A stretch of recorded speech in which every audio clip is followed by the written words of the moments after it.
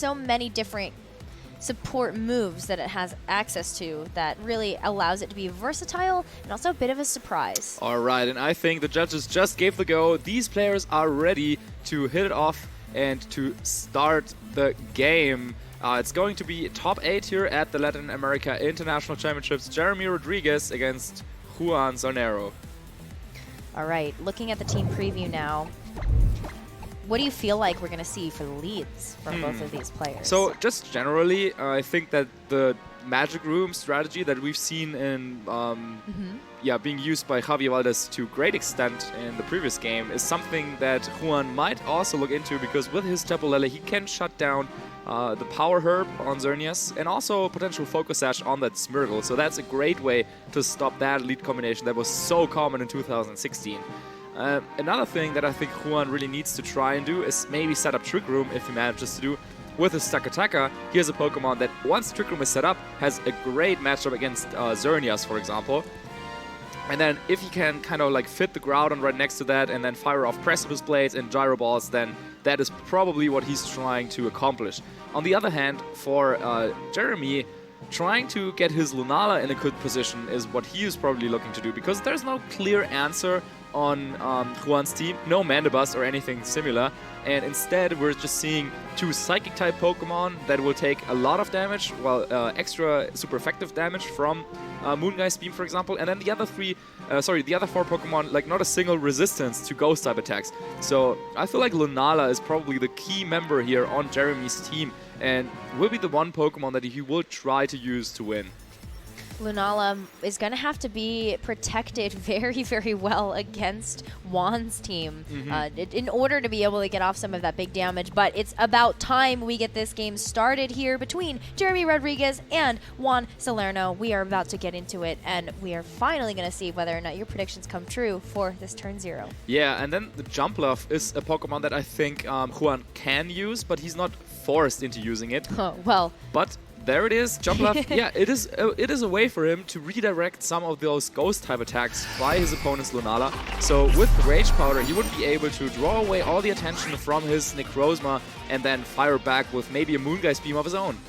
Yep, it is going to be that Dawnwing's Necrozma, which is going to be a darker foe against the Lunala here for Jeremy. But Juan supporting the Dawnwing's Necrozma with the Jumpluff, and Smeargle coming out for Jeremy for that support. Yeah, I think like both players had a similar idea here. If we can get our Ghost-type attacking Pokemon into the right position, then they can do a lot of damage. But Smeargle, if it also has Follow Me, that would be a way to not only draw away the attention, but nullify any Ghost-type attacks, as Smeargle is a normal type. So already in this first game, I feel like, some mind games going on in this first turn, and that could be really, really important, because at the same time, both Smeargle and Jumpluff could also go for sleep-inducing moves, but nope, we will just see a Fake Out coming out. A Fake Out, and now a Photon Geyser from this Necrozma that just Ultra Burst, and Smeargle barely hangs on with that Focus Sash. Yep, with that Focus Sash that we've seen so much, it is able to take the attack, but Jeremy's Lunala can now activate the Z Crystal, and we did not see Rage Powder as Jumpluff was prevented from moving by Fake Out, and I feel like, that's all she wrote for that Ultra Necrozma on Juan's side.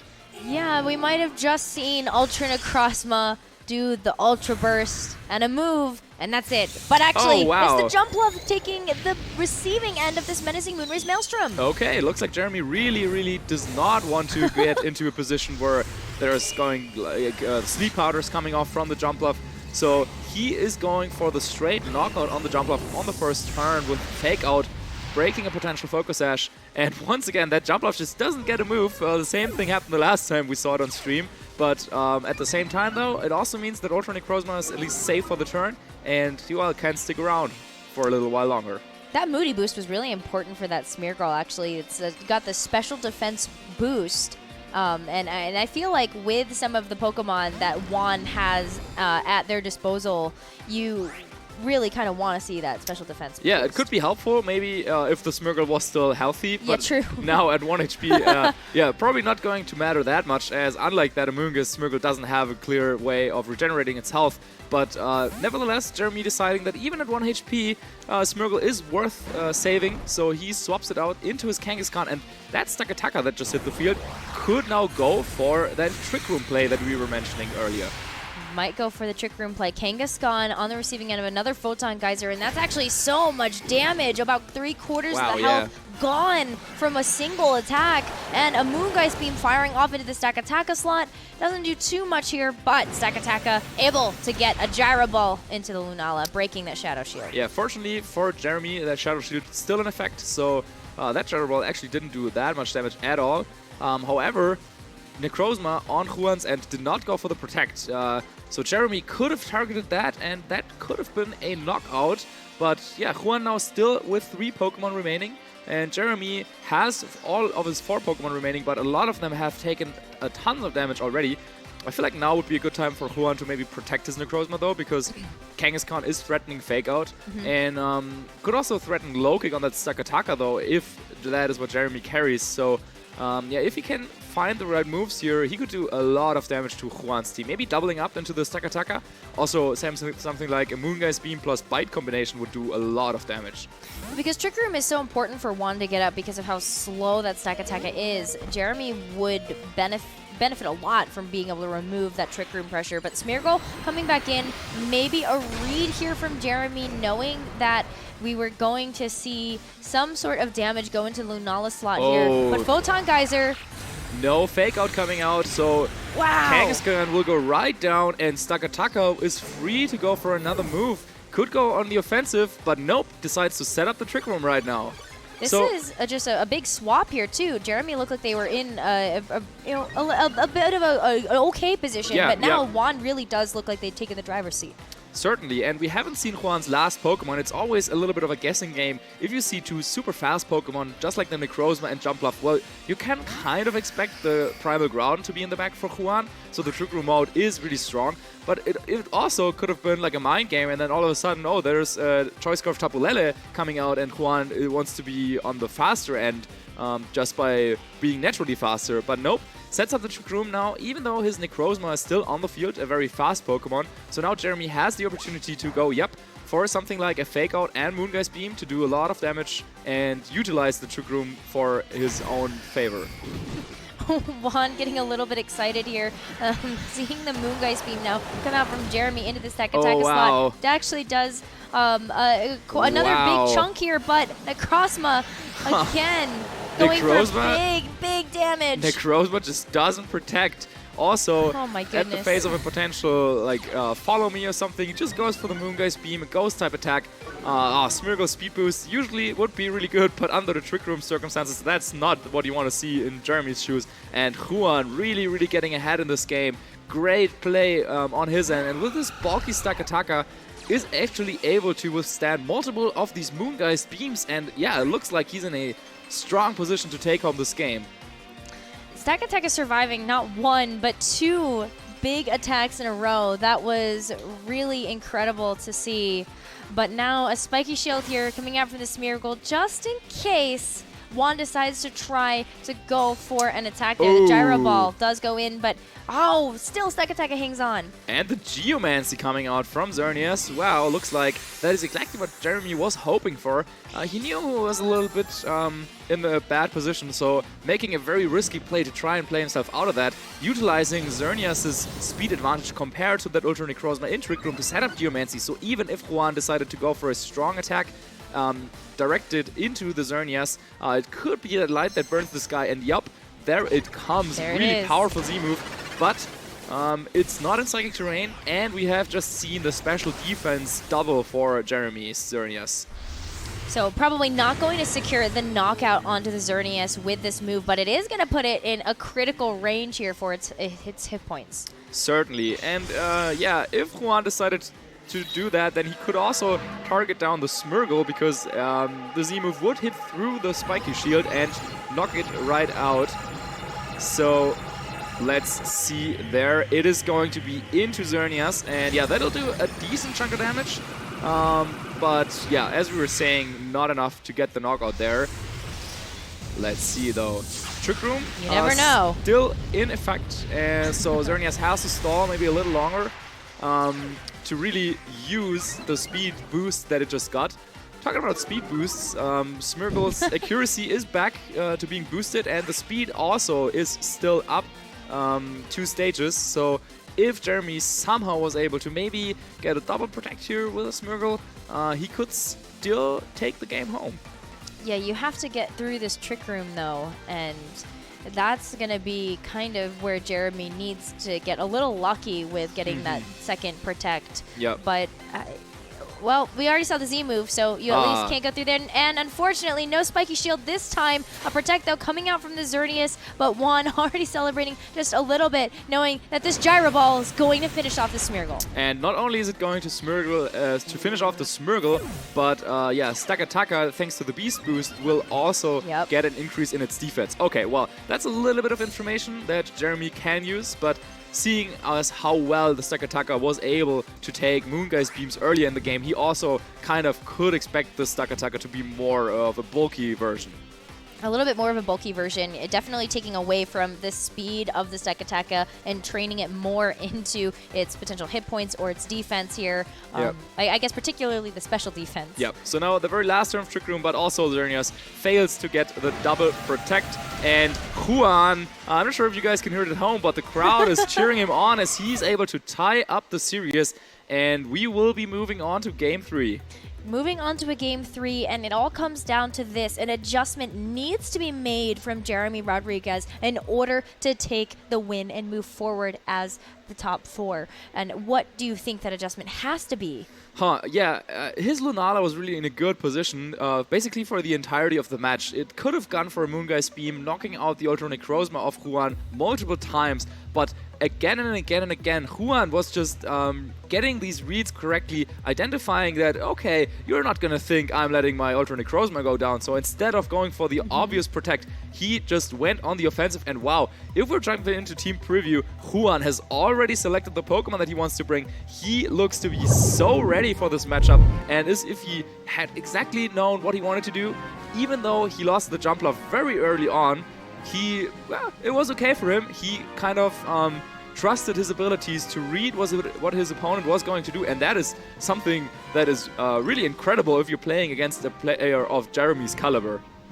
I feel like the Jumpluff actually did a lot to distract Jeremy from what the real objective was, which was taking out that Necrozma, because allowing that Necrozma to survive as long as it did meant that it got off some big damage against Jeremy's heavy hitters. Yeah, certainly doing a ton of damage to that Xerneas, also to the Kangaskhan and the Smeargle. So yeah, Ultra Necrozma really the key factor besides that Stakataka on Juan's team, and those are the two big threats that I think also Jeremy knows he has to deal with. Maybe he wants to bring Incineroar now for this last game, as that would be a way for him to kind of drop Stakataka's attack stat to prevent that from doing as much damage, while at the same time, due to the dark typing, it could also stop that Ultra Necrozma from doing a lot of damage. Yeah, it does stop them from doing quite a bit of damage here, but they're going to shake hands. This is going to be that Game 3 here for this top 8 match between Jeremy Rodrigues and Juan Salerno. Yeah, let's jump into this, and yeah, it's tough to say. I think Incineroar might make an appearance here for Jeremy. Smeargle was able to do a lot with a fake out of the first turn, but well, Incineroar can do that again, but Juan is already celebrating as if he was really expecting this switch up of Pokemon choices. So if we can get in game, let's see what we have here. All right, it's going to be Jeremy Rodrigues leading with Lunala and Crobat versus a Dawnwings Necrozma and the Tapu Lele here from Juan. Well, so he was celebrating seeing that Crobat is coming out, a Poison-type Pokemon, now up against 2 Psychic-type Pokemon. Maybe not the best matchup that Jeremy was hoping for. However, still an opportunity for Jerry to set up the Tailwind and enable his Lunala to outspeed both the Ultra Necrozma as well as the Choice Scarf Tapu Lele. So that is something that we could see.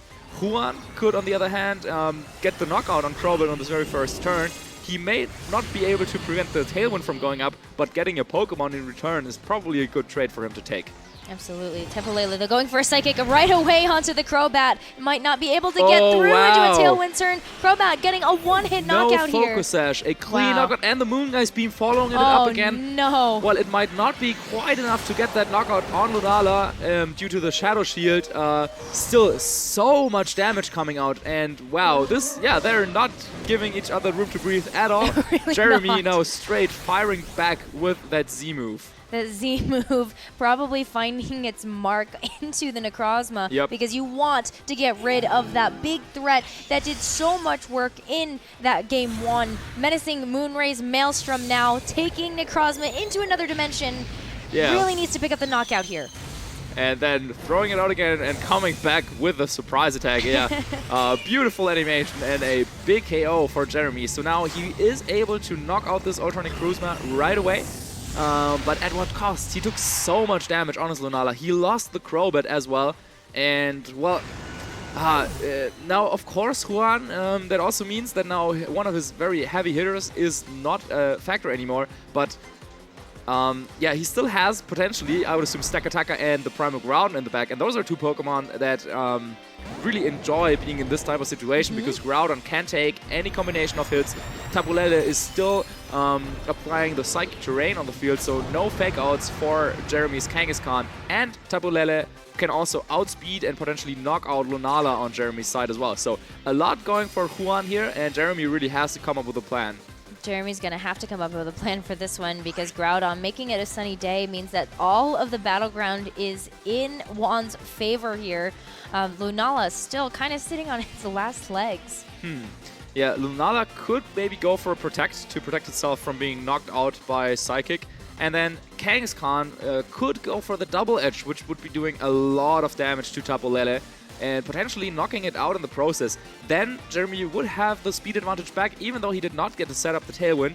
But at the same time, Juan, the way he's played so far, I wouldn't be surprised if he caught a Protect like that, maybe doubling up into the Kangaskhan, taking that Pokemon out, and then Jeremy would only be down to his last two Pokemon. So it's a very, very important turn here. And tournament life on the line for both of them. But I think this might have been a timeout by Jeremy. Let's see, there no Protect coming out, no Mega Evolution coming out. Oh, it looks like things are falling apart here for Jeremy a little bit. No. Moongeist Beam will be coming out, and Kangaskhan was able to take the attack. So Lunala gets the chance to get a knockout on the Tepulele. But does get it. What does the Kangaskhan do? Yeah, what can the Kangaskhan do in some of these moments here is going to go for the Double Edge into the Groudon, which means that some of this recoil damage is enough to knock it out. Wow, knocking out the Kangaskhan, and Precipice Blades, though, if it does connect, which it does, will knock out Lunala. Once again, the crowd is cheering for Juan, and Jeremy, who has played a flawless tournament up until this point, now down to his very, very last Pokemon, and he will be going up against a Primal Groudon and potentially a Stakataka, and ooh, it is the Xerneas. That is not a matchup you really want to see Xerneas in. And Juan knows it, and Jeremy knows it as well. Well, this is going to be a very long road for the Xerneas. This is going to be a long road, but I don't think that Jeremy is really going to go out without a fight here. Juan does have a lot of agency, but it's not over till it's over.